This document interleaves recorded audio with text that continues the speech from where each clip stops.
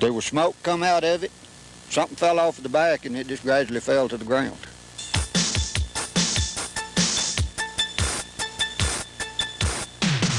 I'd say that the 7 patients that we received are in serious critical condition.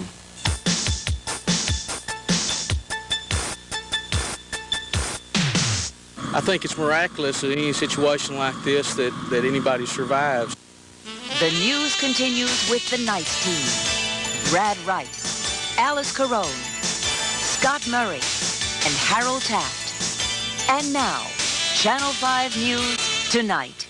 Good evening, everyone. At least 8 soldiers died in a fiery helicopter crash in Chico, Texas, 60 miles north of Fort Worth this afternoon. Tonight, up to 10 survivors are still being treated for severe burns. Channel 5's Jim Douglas says there was little left of the big twin-rotor chopper to walk away from. Survivors say the big twin-rotor chopper had fire in the tail, and the pilot was looking for open territory to land. He almost made it. There was smoke come out of it, and something fell off the back and it just gradually fell to the ground. Those who got out told their stories to emergency room doctors. But a ball of fire came up from the back of the helicopter. These people were towards the front, and as soon as they saw the fire, they started trying to get out. Men working nearby raced to the site with small fire extinguishers until local fire departments arrived. Witnesses saw 2 soldiers jump from the flaming Army Chinook while it was still 35 feet off the ground. Then it hit and slid and burst into a sheet of fire. I think it's miraculous in any situation like this that anybody survives, and there were a number of survivors. Some survivors were horribly burned. Others seemed to be in surprisingly good shape. A number of them were speaking to us and holding conversations, which I thought was very optimistic. You wouldn't expect to find any optimism in this smoldering pasture. The Chinook is a huge machine, bearing no resemblance to this twisted pile of metal, surrounded by a few stubborn fires and white sheets covering bodies. Authorities say the helicopter was taking soldiers from Fort Hood to Fort Sill in Oklahoma for training.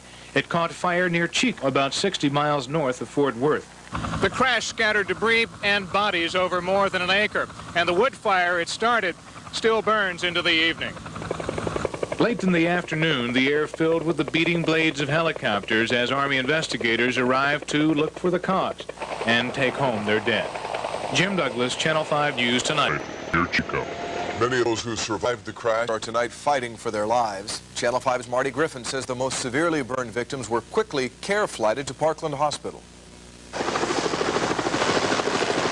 At a few minutes after 5, the first care flight helicopter appeared in the sky over Parkland Hospital, carrying 2 victims of the crash, both male, both military, both badly burned. More would follow. Parkland received 4 burn patients and 3 trauma patients.